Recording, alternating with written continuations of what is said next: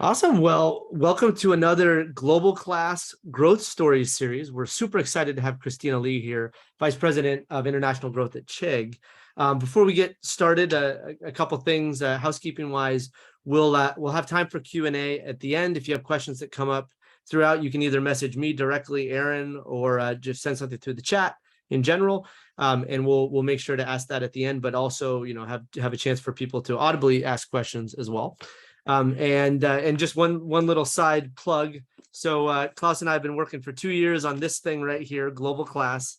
There's a little stack of them over there, but the book is finally in our hands. It's coming out in less than a week, so next Tuesday, August 23rd. So we're excited for that, and a thank you to Christina, who was a contributor to the book and allowed us to interview her a few times to borrow some of her insights and stories. So we're excited about that. But without further ado, would love to introduce Christina. So she has awesome experience. So she has a bachelor's degree from Hong Kong University, then an MBA from Santa Clara University, and held executive positions at Oracle, at Yahoo, at Ning, also through the acquisition process from Glam Media, and then a number of executive roles, 4 different roles at Chegg, and most recently the founding VP of Chegg International, so where she oversees international strategy and business operations. So Christina, we're super excited to have you share some of your insights with us today and answer some of our questions. So I will pass it over to you, and I'm sure more questions will come up as we listen to you chat.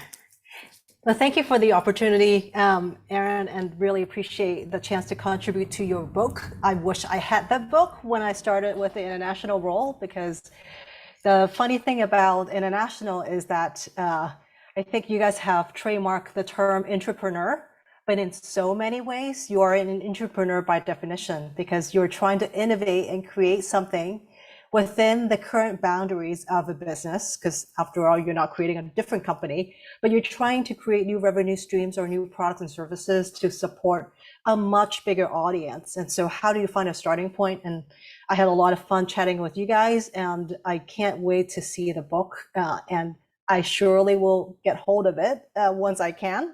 Yep. And hopefully we get your autographs soon. So absolutely. Well, so next Tuesday at our launch event, we'll definitely make sure to sign a copy for you there. Definitely, and I'll be buying a few for people on my team as well. So awesome. So very excited about that. But what I thought will be useful for today's conversation and sharing about international, the path to international, is really my personal experience. I worked, as Aaron mentioned, at very big size company, and Chegg is a mid-sized company. We're about 2,000 people strong, so not super small. And I started joining the company really before we went public. So there's a long journey from, how do you become a startup to become an adult in this kind of experience. And what I thought would be helpful is, as a company that actually historically has been a US domestic focused company, how do we actually get the starting point to identify how do we achieve the scale that we are right now? So just some lessons learned personally from myself that I thought would be useful to share, and definitely would like to welcome any questions that you might have and make it to be a fun dialogue that's two-way. So without further ado, I am going to share my screen. So the theme for today is really about how do we identify this product market fit to scale from nothing to 1 million international customers, which is the journey that we've been in. And so for those of you who are not necessarily fresh graduates or college students right now, you may not know much about Chegg. So let me put a little bit of context behind what this company is about. We're the connected learning platform to help students to learn. And we put learners first. And the mission here is really about facilitating the learning and helping to support students across this academic journey to put them into position to succeed in school and beyond. And what is really important in our mind and across employees and also the executive team here is that we want to make sure that we're supporting students to improve the overall return on investment, because a lot of students basically go to school without necessarily thinking about what are they getting in return. And ultimately, it's really about making sure that they succeed, they graduate, and they're placed in a good position to further their career. And so we want to support them in that journey and also helping them to save cost and also save time. So that's who Chegg is. And I'll talk a little bit more about the company so that we can start the conversation about international. And so the context behind Chegg and when we started is really about the fact that students, especially higher ed students today, are facing a lot of pressure. And when you think about the student journey, a lot of them actually a lot older than they expected. They're juggling between work and also studying. And this is shocking stat to people, but over 23% of the students today is actually, they're about 25 years old. And the unfortunate thing that we're seeing, especially in the United States, which is what the company is based and how we started, is that they're actually dealing with a lot of student debt. So when students graduate, they actually have not just the fact that they need to find a job, but they also need to make sure that they're paying the debt. And the shocking fact is that a lot of people don't even graduate. And when they graduate, what we have found is that about 40% of students are actually underemployed. So the company is really founded based on the fact that these are all the problems that we need to help support. And so how can we actually get the support they need? And therefore, hence, the Chegg. And so how does the company support these students and the learners along that journey is through a connected, integrated platform that is personalized and available 24/7. And the services that we actually have include Study, which is a homework help service to help students to learn step by step. Chegg Writing, which helps students to write better with online tools and grammar checks and bibliography kind of tools. Chegg Math, that helps students to figure out how to solve these difficult math problems. And in particular, writing and math are the two biggest areas that actually there's a lot of students who are actually feeling that they're not necessarily prepared when they enter into college. And in addition to that, we of course have textbooks to help students to get a lower required material cost. And that's the piece that covers the academic journey. And then of course, what we do know is that after students graduate from school, they need to be skilled, especially upskilled, or students or learners who actually have been in the workforce for a while. How do they actually get the up-to-date skills to be relevant in the workforce? So we have skills through an acquisition called Thinkful as part of that offering. And then very recently, we have acquired a company called Busuu, which beef up one of the key areas and the biggest markets for learning is really about learning languages, and be it English or any sort of languages that students are interested in learning, we do provide that support. So, and this is at a high level what Chegg is about. And then when we look at how does Chegg as a company measure success, we really look at it through the lens of students. We put student first, and therefore we have to kind of see the results through the lens of them. And we pride ourselves in being able to help students to learn and understand better, to achieve better grades, get more efficient when it comes to learning, and also the support they need 24/7. So the setup here is how, as a company that actually has a very solid foundation domestically, and one of the biggest brands when it comes to education, at least really the leading brand that is most recognized in the United States among the college students. How do we actually find that starting point to go from here to realizing the huge growth potential from international? How do we even get started? And so this is a critical question I had to answer as the founding VP of International for Chegg, which I started this journey about close to 4 years ago. And so there are two kind of mental models I look at. There's one that is the trailblazer model I call, which is you really go all into the market, you offer something extremely locally customized, And the other side of the equation is, I call it the Pathfinder model, which is, I call it the export model. You are looking at what is the most appropriate and relevant to export to the countries that you're targeting, and you deal with and tackle localization in stages and unlock each stage at a time. And you look for the biggest common denominator and you progress along the way when you see success, and you then pick further with regards to where you like to double down for your work to really localize and customize your offering for each of the markets. There are pros and cons for each. The leverage that you can get from a business standpoint is going to be lower for Trailblazer because there's a lot of cost that goes into that upfront.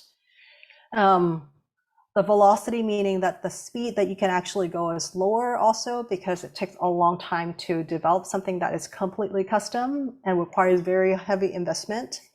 But the opportunity that you can actually realize that you can position to do, it will be the highest. Versus the Pathfinder model, it gives you high leverage at the beginning because you can basically unlock each one of the step in terms of growth and realize that growth faster. The investment that you require will be lower. However, you will be positioning yourself to tackle graduate growth versus, immediately.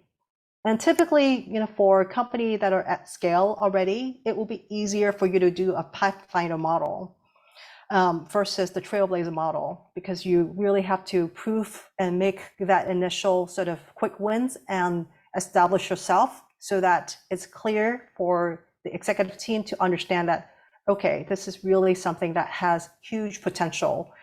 Then they actually then place the investment accordingly.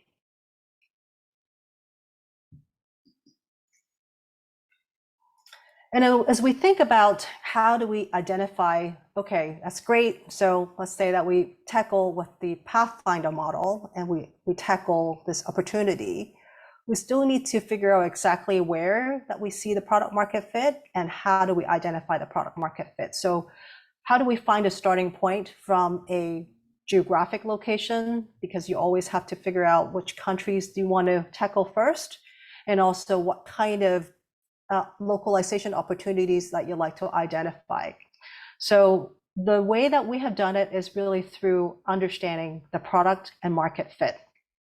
So on the market side, we looked at what is the size of the opportunity, where do we see the biggest opportunity, what kind of countries that we see, what are the segments that we see, what are the segments that actually have underserved needs that the company is best positioned to tackle, and also the strength and the frequency of these underserved needs. How often do they need this kind of help? How frequent do they need that kind of help? And then conduct a competitive evaluation and also really understand the regulatory considerations behind it. And those things actually, when you think about on the right-hand side, far right, you can see the kind of tools that we relied on. It is a combination of macro analysis together with quantitative research and also country by country audit that allows us to have an objective understanding on the market. And then on the left side, we got to think about, so what are the ingredients that we have that are potential targets that we can actually export out to?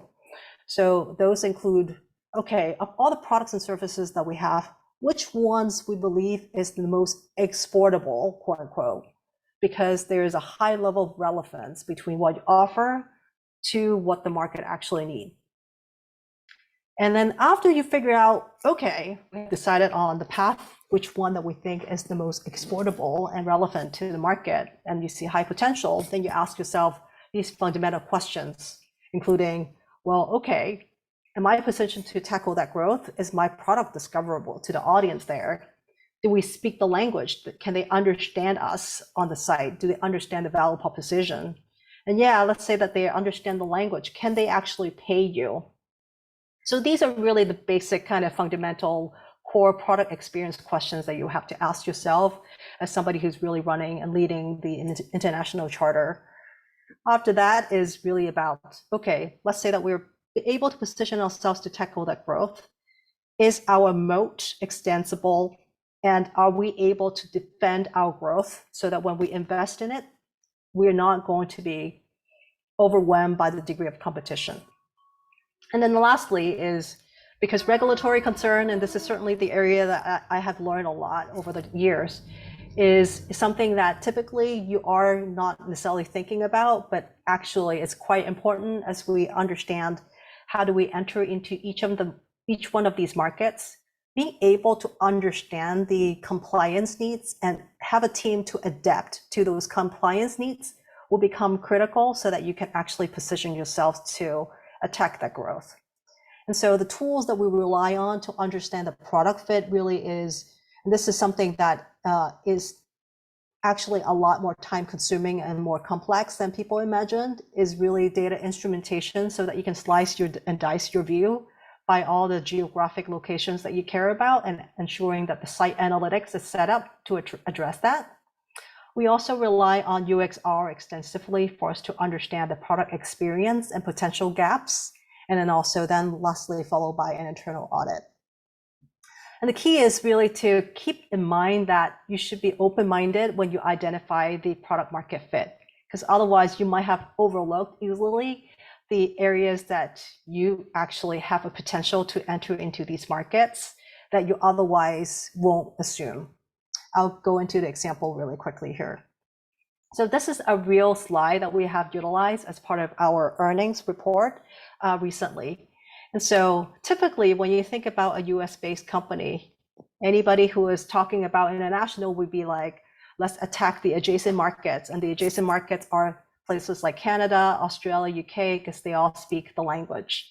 Yeah, sure, that is definitely the case that we look at the opportunity that we will be able to extend our offering. And there is a great fit between what those students need versus what we offer. But if we only focus on that, we're missing the point because the market is much bigger than we imagined. Because when you define the target audience to as a starting point, anybody who is really learning based on English sort of materials or being taught in English in classes, you will see that a much bigger market outside of these adjacent market exists.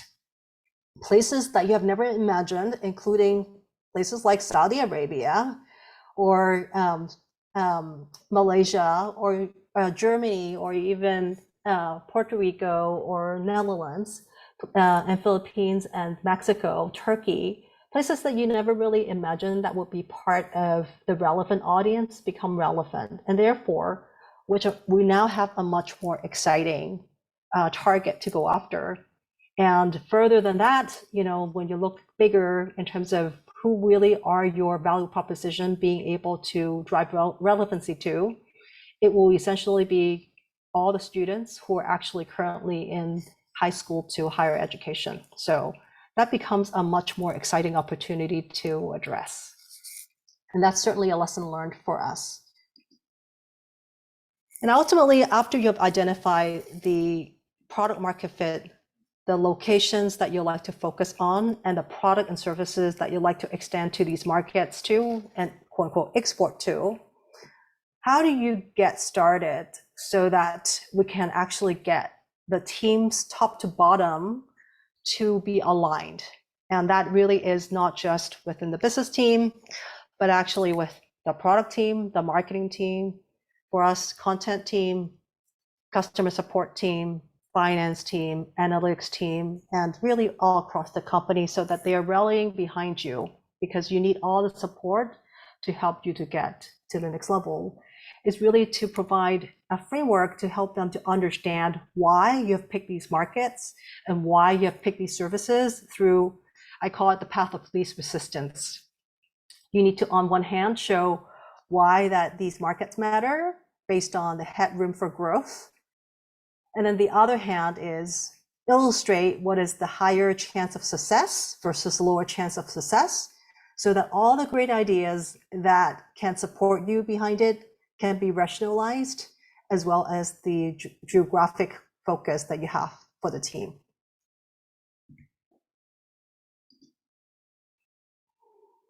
So it's easier said than done. And doing that, going from domestic to global really requires cultural change. And so how how do you drive that support so that you have that at a 360 degree, lining up everybody from the employee standpoint, as well as your cross-functional leadership, as I mentioned, and then also all the way up to C-team, the board, and also investors, because you need the support all across to be able to power the investments that you need to make international a success. And so I have really 4 major principles to share with you, and also, the 1 level sort of execution ideas behind it. And the 4 principles is quite simple. First of all, it's important to make sure that everybody are aligned to see the vision. And the vision has to be a North Star that is big enough to matter. Because if you share, say, 1 country at a time, it might sound interesting, but it's not exciting for everybody to be thinking about, geez, this journey is not as easy as I thought. How do I actually rationalize it relative to other items that are important? And that typically, from my past experience, even outside of Chegg, has been a very big challenge for international teams. And so while you're focusing on tackling the day-to-day, it's important to remind people on the North Star that you're really going after. So the key here is really about repeated storytelling and to connect the dots and make sure that you're demonstrating how you can scale that growth relative to something they understand domestically, so that it's easier for them to translate the opportunity. The other part of that is really being able to measure and manage. And I stressed on the importance of instrumentation at the beginning, but the ability for us to measure progress and impact is huge, because every single time I think about all the discussions that we have internally, the meetings that we have, and also any chance that we look at results as a way to drive more excitement behind the international agenda. And so it's important for you to create avenues for the teams to share impact of these launches that you have, the wins, and also provide visibility and transparency on the lessons learned, because a lot of times we will learn through failures, and it's actually okay, and give people the room to say, hey, it's okay to fail as long as we make sure that we learn the lessons and ensure that these lessons are actually shared all the way top to bottom. The third part of that is really about driving purpose. And so while the international piece can often be thought about as the stepchild, and I'm sure that a lot of people who have worked on international as part of a big organization share the same sort of emotion or sentiment. And the important thing here is really about being able to connect that back to the company mission so that people can see your work through the same lens. And the way that we do it, and I think this is actually something that can be quite effective, which is really not just using yourself, but using the voice of customers through all the channels that you have, whether it's through research, through social media, through your customer satisfaction or customer care team. And actually, we just have 2 interns on the team from international markets for Chegg, and they have provided a lot of great insights through the lens of local students. And so bringing the customers into the ecosystem, if you can really do a lot of heavy lifting for you versus you're the only one shouldering all the responsibility. The last part is really about nurturing this growth mindset. So a lot of times, because of the fact that we are innovating from within and we're learning from within, we may not necessarily know what is the best path, because the best path is only going to be learned through actually doing it. So really aligning with your team and your leadership team as well, in terms of this bias towards action versus finding the most accurate point to go tackle the opportunity is key. And so what you really need here is a cross-functional leadership across the board to ensure that they share and help to cultivate that culture and that mindset. And it's important to establish forums for that team to form as a leadership team across the board, and also to discover what kind of key learnings when we visit. Okay, what did we do versus what we said we do, what the results look like, and really create a culture of direct feedback. The last thing I just want to remind ourselves, and this is the last bit of personal insight, is really, and I look at that also as a way to remind myself that international expansion even though we would like to think that it's a sprint, it is really not. It's a marathon, because it is not easy typically, but the price is rewarding, and it's going to be difficult. And as long as you plan for it, you can do it. And tackle roadblocks as part of the process and just be prepared for it. And so in order for you to be healthy in terms of making sure that you're able to motivate yourself as well as motivate your teams, is really critical to create milestones that are bite-sized chunk and be able to celebrate success, meaty success, any learnings, and also remind yourself that you're really the coach to evangelize, and you have to evangelize all the time and motivate and provide context so that everybody is brought along. And that is what I wanted to share today, but would like to invite discussion. Awesome. Thank you, Christina. There are like 20 questions I have. There are so many great things you shared. Maybe one thing to go from the last slide, you talked about creating milestones, and it reminded me of a previous growth story guest, Catherine Himes, who used to lead international product expansion for Slack. And she talked about how, often in this expansion journey, especially when you actually enter that first market, so much is focused on, we just got to get things done, that you don't take a moment to celebrate and say like, hey, this is pretty cool. Like even just to get to this point, to enter another market, a lot of work has been done. And in looking back, because she had been at Slack and some other companies who had gone all the way through IPO, and she's like, that was one of the milestones we always looked at, like the rounds of funding and IPO are like big things, but that was one of the significant ones, entering a global market. So I'm curious, what are those milestones that you've created as it relates to international expansion? So we have different stages and different unlocks when it comes to international expansion. So for things as simple as, we want to make sure that people understand, and it's not really simple because every single country has different ways of thinking about pricing because there is income disparity, even as simple as that. So having the first country that we learn from and be able to understand and set goals against it, and actually through the lens of the first few countries that we measure ourselves, well, is the price sensitivity the same level that we expected or not, is really important. We of course celebrated the fact that we launch it, and we create a forum for us to make sure that there is a common platform for us to share results of these launches. And it's not just about results. First of all, you start with, did we say what we do? Did we deliver what we actually promised ourselves to do? Yes or no? Why? If there's a delay, and if there is no delay, great. And we talk about the results. How do we compare ourselves against the goal?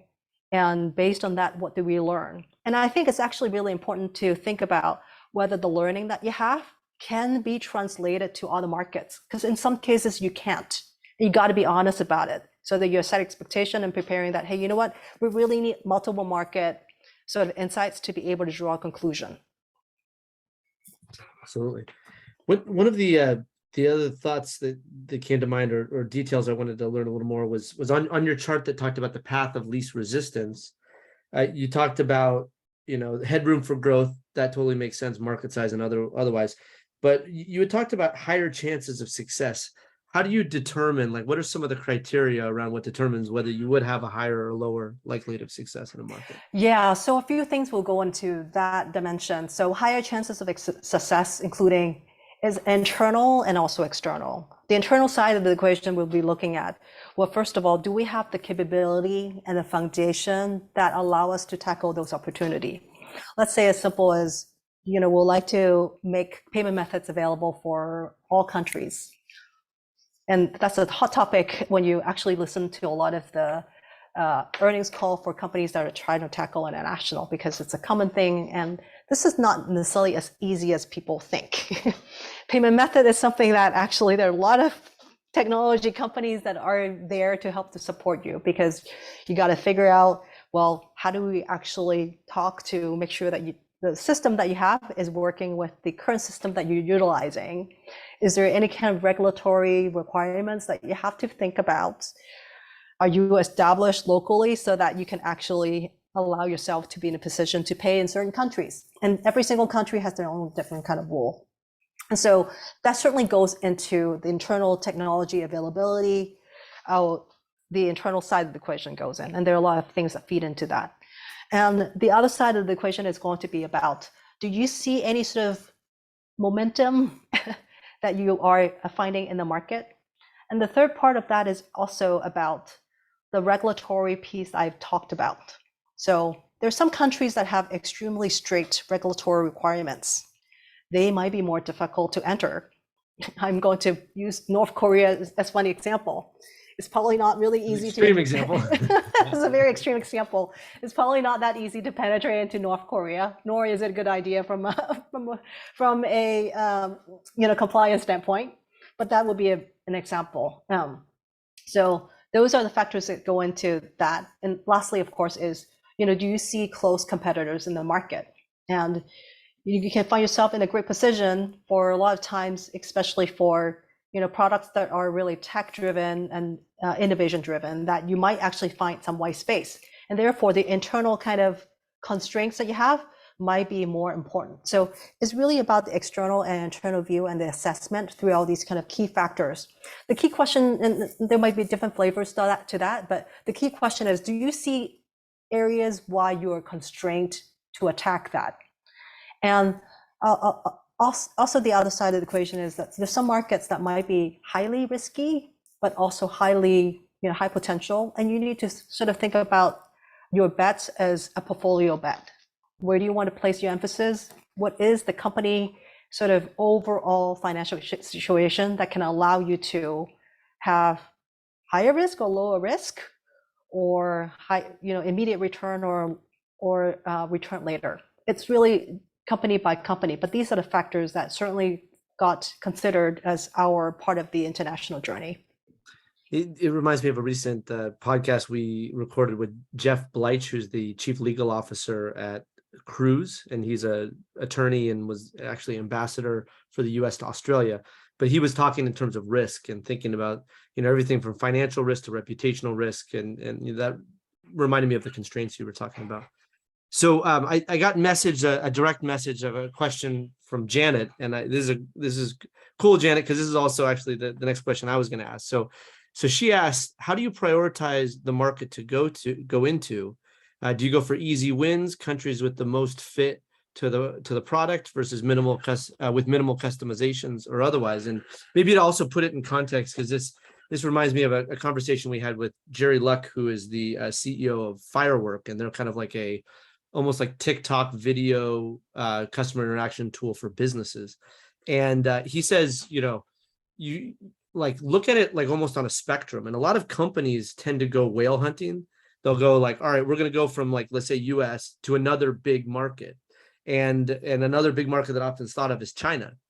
But there's so many differences in that market that it's almost like they're on the other end of the spectrum, and you're not going to be successful if you attempt to leap all the way over because of all of those changes. So maybe, to your point of Trailblazer versus Pathfinder, kind of brings that up. But yeah, I really appreciate the question, Janet. And this is something that I don't want to say that it depends, because I do have a point of view in that one, but there's a little bit, it depends depending on what stage your company is at. Because if you are a completely startup mode and all you're looking for is growth, your answer might be different, because you're trying to show investor momentum and traction. And so you might want to attack a bigger market because it's easier for you to find that growth. And as a public company, we need to balance growth as well as our ability to demonstrate revenue. So we have to look at areas that we will be able to demonstrate early success first. And so we definitely balance that. But in some of the bets that we have, definitely include the bigger, riskier one, but would place them to be important later on and not immediate. I hope that answers your question. I think it's like for people who are relatively, for companies that are relatively new to the international journey, there is a lot to be said about demonstrating early success, because you need conviction behind it. Everything you're asking for is unnatural, because the natural thing is just to stay course, right? the natural thing is to stay course and therefore, tackle what you have and therefore focus on the comfort path. Well, the truth is the comfortable path may not be the path that, everybody wants to be in because there is a broader, bigger opportunity, right? But when people may not necessarily be able to see it, it's critical to demonstrate early success. And so that you have conviction and you personally have a conviction, and then therefore your leadership team have conviction, and therefore be able to really get behind you. And so the fortunate thing for Chegg is that we got the initial support all the way from, our board. And the board said, hey, you know what? We really think that you guys are well positioned to attack the opportunity internationally. Our CEO is a huge proponent behind it, and therefore the C team as well. And so therefore there is the top level support. So I'm somewhat lucky in that sense, but that doesn't make that job to be easier, right? So it's because you still need to make sure that everybody is on board. And so how do you get people on board is by just proven success and by early success and the results that you have. So you got to find early wins, regardless of which path that you find. Little baby steps, right? Sometimes you gotta get those first. Bite-sized chunks. Yep. The guests who are here, please feel free to type in a question or raise your hand, and we can call on you to ask a question while we're waiting for anybody else. One other thing you talked about, Christina, was the notion of building a moat to defend your growth, and sort of tying that into something that's increasingly happened, which is the presence of local competition that may enter or grow in that market, and they have a different cultural framing to how things are done in that market. How do you combat that type of thing and create that moat, even if they have a local culture understanding advantage? I think the first thing actually is not so much about creating a moat from nothing. It's to check whether the current moat that you have that make your company to be special, is it extensible to the foreign markets? Whether it's your brand or whether, let's say that, for an example of other companies like Netflix, their moat is going to be about their personalization engine and also their catalog, the size of the catalog. Well, does it hold true when you go outside of the domestic market? You got to make sure that still holds true for you to have a convincing and strong starting point. And so that's something that you have to, it's almost like going through identity crisis that you ask yourself, like, okay, so who are you really? What exactly are you capable of doing? And do you see yourself equally capable as you go outside your domestic market? Is what you have to kind of go through. And so for us, we certainly go through okay, so what are we exactly offering and what is relevant when we offer these things? And what we've found is that when it comes to learning, because a lot of people be like, okay, well, do we believe that they want to learn the same way? And ultimately it goes back to, do we see students and learners having the same kind of problems? And therefore, do we see the technology that we have and the platform that we have equally transferable and relevant to these audiences? And we got to check the box. And that's actually the first step that we've done, is to understand fundamentally the student needs from each one of the markets that we identify as critical. You can't go to 190 something countries, but we identify the ones that really are worthwhile based on the path of least resistance. And then we actually invest. The very beginning of the international journey is that we invested in understanding the needs of the students. And we had to craft the value proposition that we have from the current products and go through a series of concept testing and then identify, okay, these are the kind of products that have the highest degree of fit. And therefore, let's focus there. It's about finding that focus, because anything is possible. And the hardest thing is actually for the international journey is like anything is possible, but how do you start that initial focus and then being able to execute against it and chip it away bit by bit. It's really what I've learned as most helpful.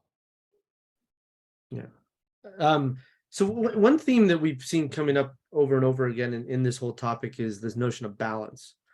And one of the ones that's very hard to balance is the topic of culture, right? You have the company culture. You were talking in one of your final slides about the vision alignment and making that a North Star, but also wanting to, recognize, celebrate local culture and find ways to allow teams who are building these countries to have, some kind of semblance of the making the company feel like their own. How do you create that balance, both from a culture perspective and maybe through certain mechanisms to allow for that culture exchange? Yeah, so I think we don't. The biggest thing is to be able to create platforms and common forums for people to be able to share those out, because very often you don't want the teams to feel siloed, and they're actually part of the headquarters team that's focused on the overall foundational technology or platform or services. So how do you make sure that those teams are connected? So at Chegg, we have a few things. First of all, we have a family meeting where we allow a lot of employees, we will literally call it family meeting, where we have employees from all across the organization within the learning services division to talk about different topics. We have functional sort of alignment in terms of the theme for this week. For example, every 2 months we have international being the flavor of that family meeting, and we have the chance to service these stories to the wider employee group. That's one way of making sure that the connective tissue are there. And then the other side of the equation is that we have the cross-functional leadership at the international level for us to be able to learn from each other, what's working, what's not working, and then follow up with a more sort of formal discussions. We call it the KPI discussion, where we have across all the functions be able to look at the set of KPIs that we have deemed to be critical to the business, so that we can then facilitate a conversation and the learnings through that.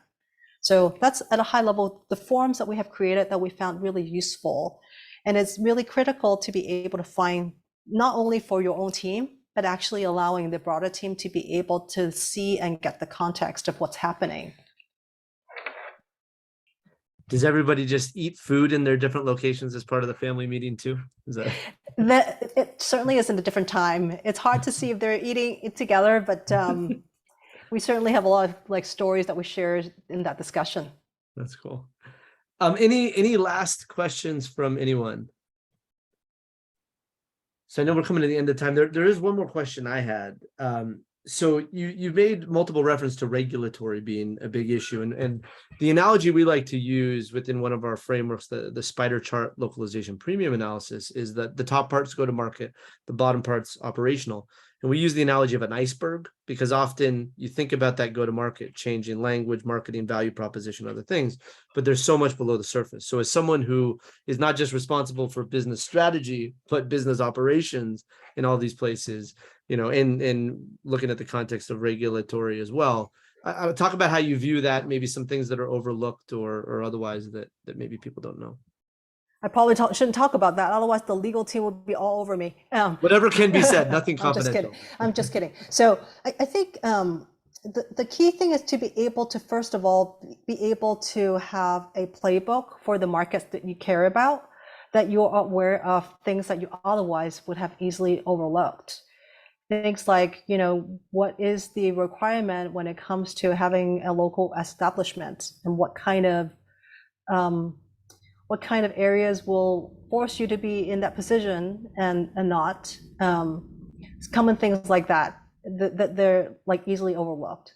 The other side of the easily overlooked is as simple as, okay, is your site able to attract and accept payments from everybody? I don't know if it's called under regulatory area, but it's certainly the area that most people would have not even thought about when it comes to international expansion. I think a lot of examples like that. And then lastly is, it's not necessarily about the regulatory side of the equation, but at what point do you think that your global capabilities will be exhausted? Then you need to really go fully local. You have to have a point of view to establish that, so that you can see, based on the measurements that you have, at what point are you actually going to be achieving diminishing return, and therefore you got to actually force yourself to think a lot more locally, because there's always going to be a degree of how local do you go and how global do you try to go. And so finding that balance is something that I will say that is underneath the iceberg that most people may not necessarily be thinking about, but you have to kind of create an internal framework to help the team to rationalize it. There are so many awesome things you talked about. I mean, one, just a very structured mindset that you laid out in your slides, from trailblazers and pathfinders to some of those keys to success, and some of the other things you talked about just in Q&A, from breaking down silos and playbooks. And actually that last insight you gave was great, just around how local do you go, how global do you go, and really finding that balance. So Christina, thank you so much for all of your insights and sharing things, and just supporting Klaus and I and our team with Global Class. We really appreciate it. It's my honor, my pleasure. Thank you so much. Awesome. So just to finish up for today, you can see on the slide here, there's a launch event we have September 1st. It's going to be at Nordic Innovation House for those who happen to be in the San Francisco Bay Area. We'd love for you to join. We're going to have some discussions there around the book, and have a fireside chat, a founder story from a founder who has scaled a business to multiple markets, and super excited about things. Otherwise, in the link we shared, an evite to this, or Eventbrite to this event. We'd love to see you there, and would love to connect with you more online. And again, Christina, thank you so much for your time. Thank you. Thanks.